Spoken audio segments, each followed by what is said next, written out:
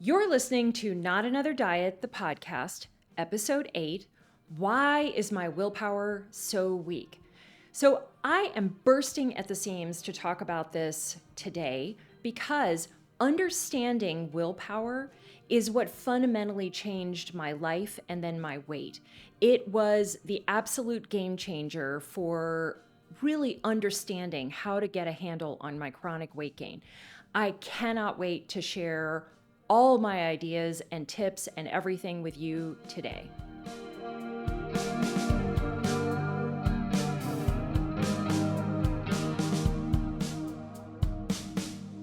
Have you ever wondered why your willpower fails so often? Maybe you've got ice cream in the freezer and you tell yourself you're not going to eat it, but you just go padding into the refrigerator, into the kitchen and grab some. Or maybe you go to your favorite restaurant and before you go, you think, I'm going to order the healthy thing today. And you get there and nope, you do not order the healthy thing. Or maybe you find yourself reaching for a treat and before you've even thought about whether or not you wanted the treat or really you needed it or anything, it's kind of in your hand and then in your mouth, right? And each time you have those experiences, you think why is my willpower so weak? That's a perfectly natural question to ask of yourself, but it's actually a fundamental misunderstanding about how we function as human beings. And you can be forgiven for having that misunderstanding because literally all of modern weight loss and diet culture is predicated on the idea of willpower, that you are an autonomous being going through the world and you should be making healthy choices. And, I've talked about how making healthy choices is a diet culture idea. I believe in episode 2, when we're dissecting diets, is when I really talked about this. But today is where we get to the root of the issue, which is the fundamental idea underneath there of making healthy choices is you should just use your willpower. I know what's around you, but if you had better will, you would be able to consistently make healthy choices. And this is, and I've talked about this also, this is what creates so much shame because we are completely misunderstanding ourselves as human beings. And then over and over and over and over, both putting ourselves in situations we can't win, but also asking of ourselves things that we just can't do with any consistency. So, it's not that I think that willpower can't ever be used for anything. For short-term goals, probably great. You need to stay up all night to make to write a paper or make a deadline. That, really pushing yourself to do short-term things, great. Willpower is super useful for that. But having a healthy weight is long-term daily self-care, right? Or long-term daily practices, as I call it in my program. And that is a whole other way of thinking about how to have success, basically. So I want to read you a quote that somebody wrote to me a while back that I just think is so perfect. And I might have referenced this quote before, but as you can tell, I love to talk about things in multiple ways. And so today we're going to look at this quote under the lens of willpower. And here's the quote. I would love to hear more for those of us surrounded by office potlucks, donuts brought in, always a cupcake here or a candy bowl there. And, what's being asked here is how can I have more willpower in the face of all that temptation? Or I'm going to reframe the question to you, as I like to call it, Rebecca, how can you help me be less of a human being? And, I'm not laughing at the idea of trying to be more resilient in the face of temptation. I am trying to introduce the idea to you that we're approaching the problem all wrong. And today, what I'm going to do is lay out for you all of the components. And so it's really important to stick around because you're going to want to hear about how I define environment, how I define willpower, and then how we define agency, which is that magic ingredient that everyone is looking for to actually make the necessary changes and stick to them, as I have for the last 14 years. And, this this this is important to understand. This is really important to understand because if you if you don't see the problem with clarity, you are going to keep running up against a brick wall by trying things that just can't work long term. And then you take the information away that you are a failure. You can't stick to anything. Your willpower is weak. Well, I got news for you. Your willpower is weak. Mine is too. And I say this as a person who 14 years ago began to understand these concepts that I'm going to teach for you today and allowed them to change me profoundly, profoundly. And what ended up happening with this journey of self-understanding, which is a very important part of weight loss, to understand yourself personally, to understand your humanity, and understand what you can actually have control over. It not only transformed me as a person, but it created an incredible amount of peace and self-acceptance. And I think that those underlying structures are what have allowed me to stick with my practices all of these years. I know who I am.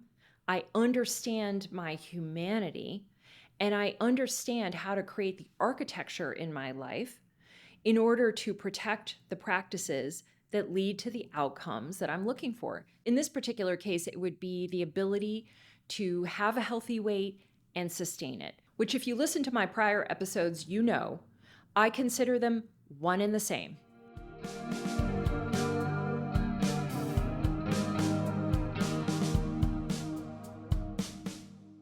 The first step in understanding willpower is to take a little bit of an in-depth dive into environment. And if you trust me a little bit and you hang on, you'll see how all of these ideas come together. But the building block, the very first building block is environment. And I'm going to start out by talking to you about a book called Live Wire by David Eagleman. And it's essentially the story of the brain. That, and look, you don't have to go read this book, but I'll certainly link to it so that if you're interested in understanding brain science, you can jump into it. But I read these books, so you don't have to. And the reason this one is so profound is that it helped me understand why we continue to be so affected by our environment. And the bottom line is this: your brain is about 50% developed when you are in the womb.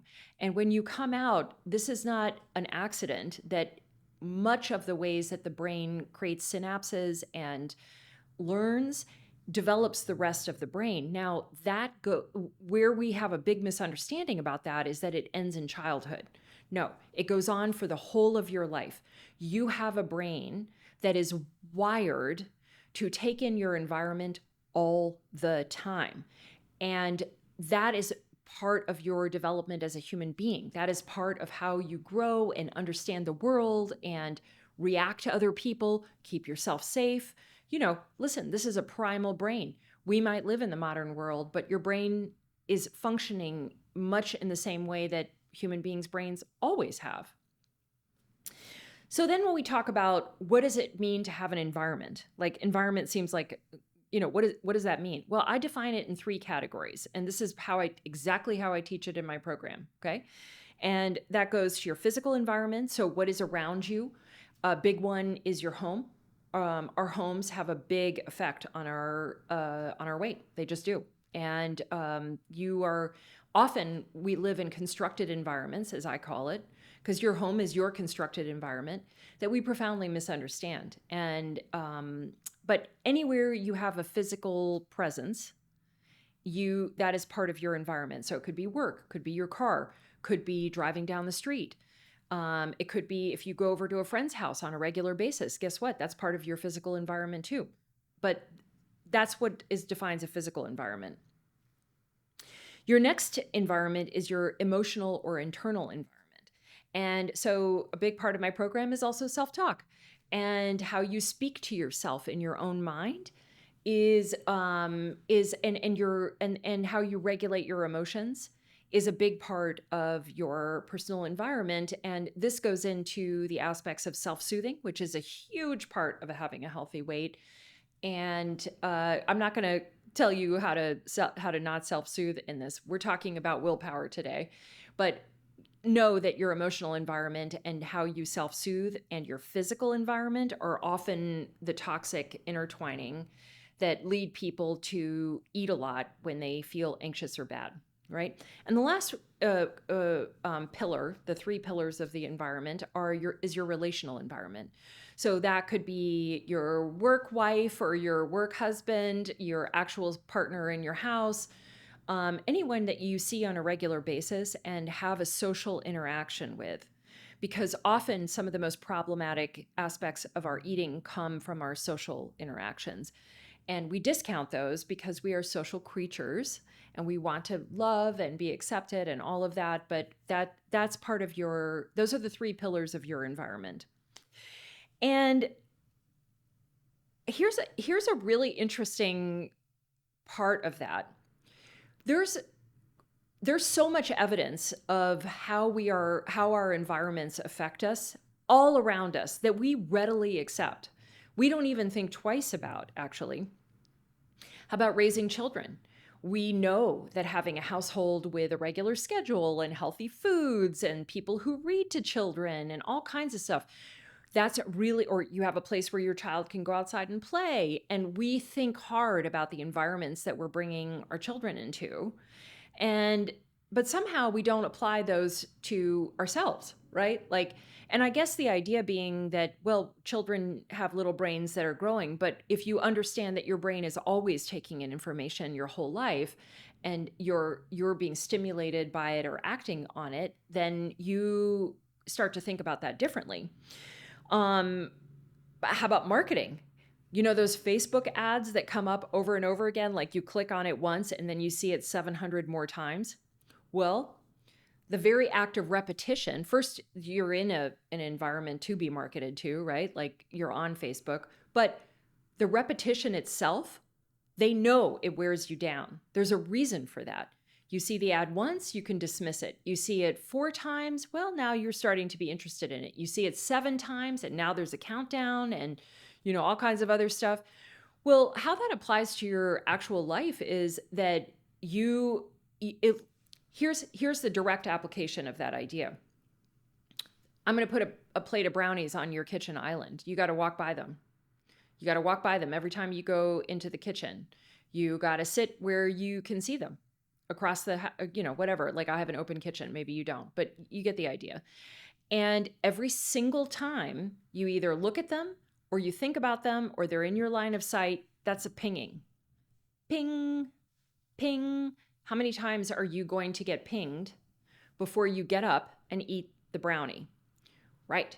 So that's an element of misunderstanding environment, right? And think about the context of that for a second. Like, what if I just stood there going, you should make healthy choices.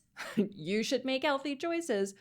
But that example is a really good one about how most of us actually function in our everyday lives, right? And there's some fun ones too about the role of environment. Like, you go to regional places and they have accents. Is it that all those people came out of the womb with an accent, or they all sort of grew up pickled in it, essentially? Like that's all that everybody was doing and their brains took it in and now they have it. And by the way, I grew up overseas, and in 4th grade, my parents sent me to a British school because that's all that was available at that particular post. And my dad picks me up one day and lo and behold, I have a perfect British accent about 4 months into this thing. And, it's a source it's a funny story in my household, but it just goes to show you put somebody in an environment and they will become a product of that environment, right? And you see it with hairstyles. There's regional hairstyles. There's ones that we make fun of that look insane. And but you see groups of people dressing alike who are friends. These are micro environments, right? Like they're all buddies and they're wearing the same clothes, and and then they start having similar ideas about life. These are all products of environment, but somehow the one place and I can tell you where this comes from. The one place that we utterly discount this idea would be weight loss. And I think part of the reason for that is diet culture. It's really hard to sell you a diet if that's not the solution, right? Like if you have to account for the role of environment, I'm not sure what an app is going to do for you. And therefore, they say nothing about it or very little about it. Here is the last example of an environment acting on you that I think is profoundly interesting, and that is your friendship environment. Some years ago, there was a study done. There's an article in the New York Times, which I'll link to in the show notes, and it it knocked my socks off for two reasons. One, it so profoundly shows the role of environment in our lives, and the other is how the media spins it and keeps us misinformed. And I don't, again, I'm not anti-media. I think it's important to see how badly they missed the fundamental problem here. In any case, a study was done in the New York Times, and it was written about in the New York Times. I'm going to pull up the name of the article here. It is called "Study Says Obesity Can Be Contagious." LOL, contagious. So what essentially happened was that they studied a group of friends over time, and some of the friends got put on a lot of weight together over time, and it was clear that their microenvironment, the environment of their friendship, was one of the biggest issues. And here's a direct quote from the article. "The greatest influence of all was between mutual close friends. There, if one became obese, the odds of the other becoming obese were nearly tripled." So instead of the conclusion being that weight is behavior oriented and that our behavior is highly affected by other people in our environment, the title of that article was "How Weight Gain is Contagious," like a virus, which is bananas. Of course, that's not what's happening. There's nothing, I hope they meant it tongue in cheek. I really do. Because otherwise, it's this endless myopic focus on what's wrong with my body. And now you're supposed to be suspicious of your friends that they're giving you a virus to make you fat. Like, it's ridiculous. The whole thing can be boiled down to one conclusion, or maybe, I don't know, one conclusion, I guess, which is that weight loss is behavior change, and behavior change is highly affected by the other people in your life. And you're not going to undo the desire to fit in, the desire to be close to another person, and the desire to follow that person when they are ordering takeout again and again, or whatever, or making life decisions that make it really difficult to take care of yourself. There's all kinds of different ways that we sabotage our own good health. And guess what? If you do it, your friends might do it too. So that's something to think about, which also leads to the idea of being triggered by your environment. That's closer to how we actually function. You have an environment and it triggers you to do things. It could be good. It could be self-harming. This is a neutral statement.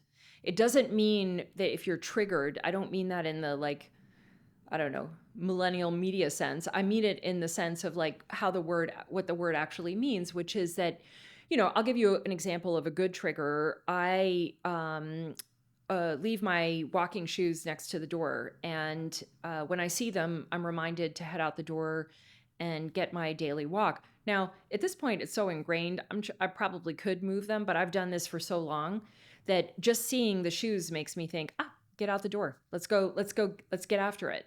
And that is an example of a really good trigger. It's a simple thing. It's an easy thing.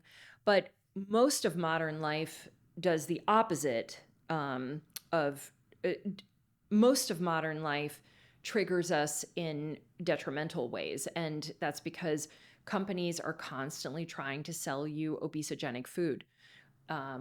all the time. And I talk about this in episode 6 about highly processed food and the huge marketing budgets. In general, I buy food that doesn't have a marketing budget. Beans don't have a marketing budget, and I eat a lot of them. But most packaged foods do have a marketing budget, and every time an advertisement or something comes up, you're triggered. And think about it this way: like, have you ever driven by a fast food place and had that taste come up in your mouth? You can exactly what that food is going to taste like, or how it feels, or whatever.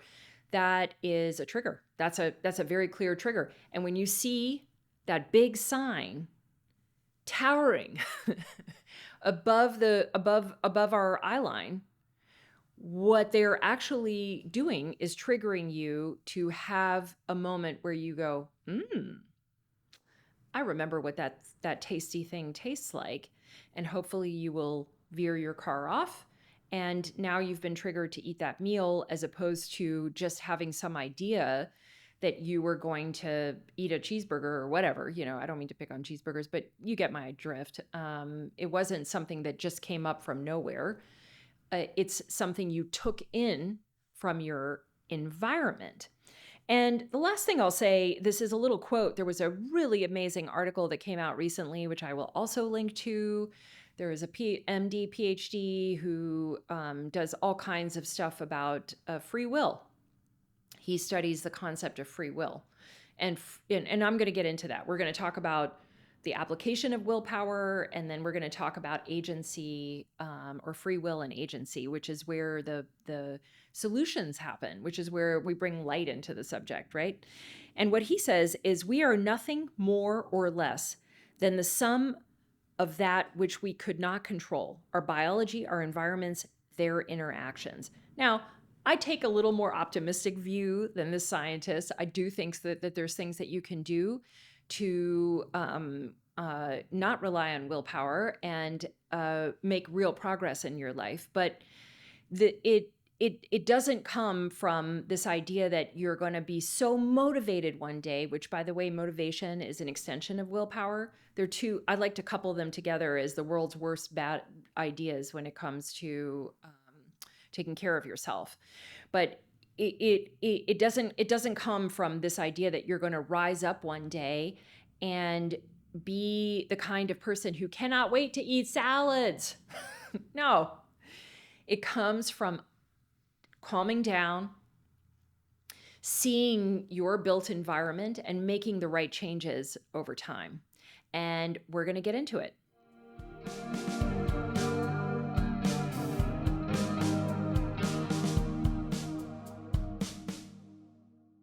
How do we use willpower? And by the way, they're all pretty flawed ideas, but these are some of the ways we've been taught in families and culture about what willpower is.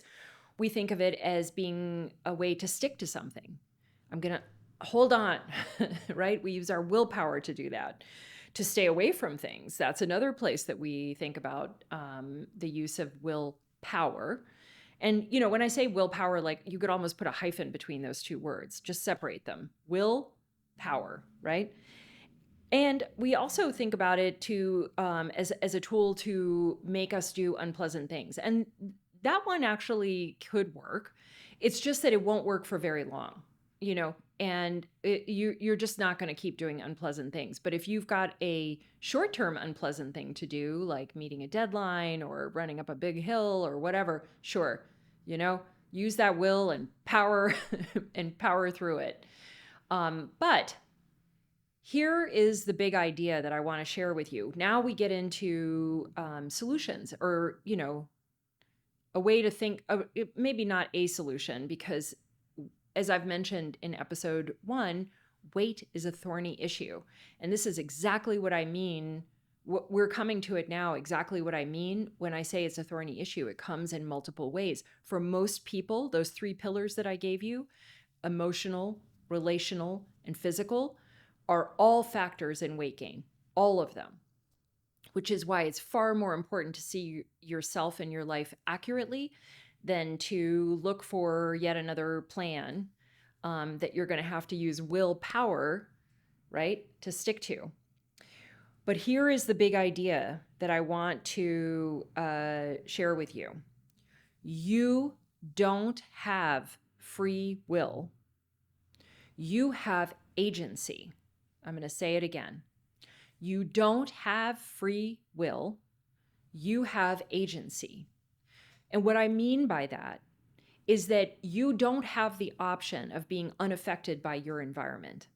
That's not your primal brain, how you're constructed as a human being. You don't have that option.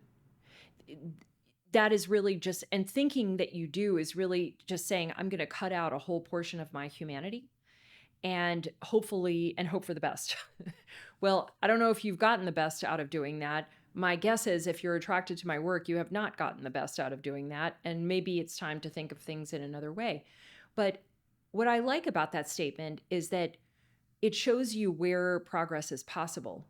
So let's talk about what agency is. And I gave it a little definition that I think will be really helpful to you.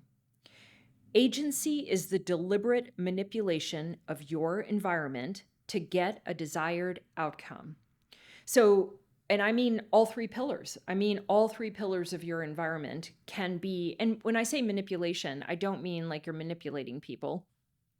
We'll use that we'll use that term in its most positive light. What I mean is that you're making changes. You are making changes. What you cannot do as a human being is go through life thinking, I won't be affected by my physical environment. So here's a good example. If you would like to be a person who walks, but you are living in what is a typical American development at this point, where there are no sidewalks and it's very difficult to get, you have to walk with cars on the road and that kind of thing. And you just say to yourself, I don't care about any of that. I'm going to get out there and do it. But you're actually afraid of being hit by a car and the whole thing feels kind of unsafe. You can't just force yourself out the door. That's not, it's, I mean, maybe for a few days, but eventually all that friction is going to put you right back in your house. So what you have the option of doing, and this is one that came from my own life, to tell you the truth, is that I ended up moving to a place where walking was super easy. Just gotta, like, I walk everywhere. It's actually easier to walk to most places for me than it is to drive. And so I drive very little and I walk a lot. I don't have the option of not being scared to walk on roads with no sidewalk. I do have the option of putting myself in an environment where walking is easy and plentiful and safe. And that is a really good example of where somebody has agency, but you can use that in every aspect of your life. In every aspect of your life, that has to be, when you talk about self-soothing, so let's talk about that one where you have agency over that. That one is going to be a multi-pronged agency. I wish I could tell you like, oh, if you just blah, blah, blah, then you'll never want to self-soothe again. No, it's thorny, deep, difficult problems that plague you in your life are not going to have one singular solution. But that does not mean you can't make progress. That does not mean that you can't make changes. That's not true. And I'm living proof. I did all of the things, whatever you can think of as a bad idea. I drank too much. I ate too many sweets. I didn't move enough. I put myself in environments that made it difficult to do that. And my relational environment made it difficult to do that. Everything. I made all the mistakes. And I made them all so you don't have to. But also so that I can help you understand that you can see yourself and your life differently and make the right changes. But the self-soothing, let's talk about that one. Self-soothing is actually you're being acted on in a couple of different ways, or maybe 3 or 4 different ways. Your emotional environment is that there's some sort of anxiety or unmet need there. And look, I still have anxiety. I just handle the whole thing very differently now, but you have anxiety and you have a household with obesogenic food in it, or you walk by a place and you go get it, or somebody else brings it into your household. There's a number of different ways, or you go get it thinking, I'm going to feel better when I eat this thing, which of course, there's a little bit of a dopamine rush. So now we're bringing in the food environment, right? Where you're being marketed to all the time. Feel better, feel better, feel better, feel better. Eventually, you're going to believe these messages that you'll feel better if you eat this chocolate thing or this whatever. I don't know. But that's a lot of messages coming your way. And you have some unmet needs internally. And this is where your internal environment and the obesogenic environment come together to really upend you. And what turns out where you have agency in the process, because that's what we're talking about, is you go to therapy. You start rewiring your self-talk, which is a big part of my program, because I understand how important self-talk is, either in lifting you and I think of self-talk as rewriting your internal environment. How you speak to yourself is your internal environment, right? But then you also help yourself by not having things that upend you in your home. Now, you might be thinking, oh, but other people bring it in, or my husband says he has to have this, or blah, blah, blah, blah, blah. Well, that's your relational environment that's also upending you, and you have agency over those things too. But it doesn't look like willpower. It doesn't look like forcing yourself to do one thing while everyone around you just gets to do what they want. And which is why one of the things that I teach is that we construct households for the most vulnerable members. We do this for children, and we should be doing it for ourselves. And that is agency. You have control over what affects you, but you do not have control over being affected by your environment. And that is the ticket to liberation. That is your ticket to reshaping your life in a way to produce the results you're looking for. In my case, the results I was looking for and what I deeply connected to was that I wanted a healthy weight. I wanted that. I said it out loud to myself. I made it a desired priority in my thinking and in my personal evolution.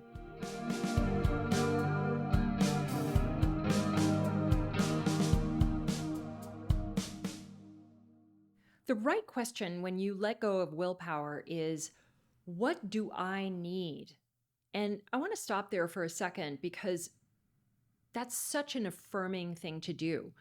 And for those of you who have followed my work, you have heard me say that weight loss for me has been an incredibly affirming, positive, and joyful experience. And where I'm coming to right now is exactly what I mean. When you accept that willpower is not real, or at least in this application, it is not useful, or as I say in my program, it's finite and unreliable. That's how I describe it there. It's finite and unreliable and therefore not useful for weight loss. And all of that is true. And I've made a pretty good case for you today as to why that is. When you let that go, what you're doing now is saying to yourself, okay, what do I need to move every day? What do I need in order to have the time to make myself healthy food? What do I need in order to feel great about the kind of movement I want to do? Those are, and the last one is, what do I need in order to stop being triggered by things that are not good for me, that are constantly making me struggle with myself? And it would be, I'm stumbling because I want to convey the profound nature of that kind of approach. This is what I mean by having an approach that is about self-exploration. I think one of the first ways that I described my program was a program of self-exploration and weight mastery. And that's still a pretty good term, although I think it's one that's understood better after people go through the process, right? So it's why I don't use it so much anymore, but this is exactly what I mean. You have to understand yourself inside your own life when you let go of the idea that you should be better, that you should, and I, in quotations, right? That you should be the kind of person who can resist the Oreos. I got news for you. You're supposed to want to eat them. That is not a personal failing. That is exactly how you're designed as a human being. And 14 years later past my own weight loss, I am still a person who wants the donut or wants this or wants that. But I generally don't partake, not because I've sort of given myself a lobotomy, which, I guess is what would be necessary for me to no longer be triggered by these foods, but because I understand that to calm my eating, I have to calm my environment. And that is the work of letting go of willpower and of understanding that you don't have free will, but you do have agency. You have agency to calm your particular environments. And the last little bit that I'll leave you with is that this is the miracle of self-acceptance. This is the miracle of learning to say, I'm not deficient, but in fact need certain things in order to flourish and succeed. And I think of that as the true embracing of yourself as a human being, and why I have loved this process, why it has been life-changing for me, and why I continue to do this work so that other people can have that experience as well. So I encourage you to take a day to go through your own life. Look at what, every time you get an inclination to do something that is contrary to your healthy weight, and you know what it is, ask yourself what preceded it. Just make yourself a little, like a one-page note. What preceded that? What thought? What thing did you look at? What advertisement? What friend suggested? Anything at all. What preceded it? And that'll start to give you some of the clarity around letting go of willpower once and for all. If you've enjoyed the ideas in today's podcast, then I would direct you to my free workshop, which you can find at notanotherdiet.co/weight loss for life. In it, I talk about weight loss without tracking your food, without denying your hunger, without any kind of deprivation.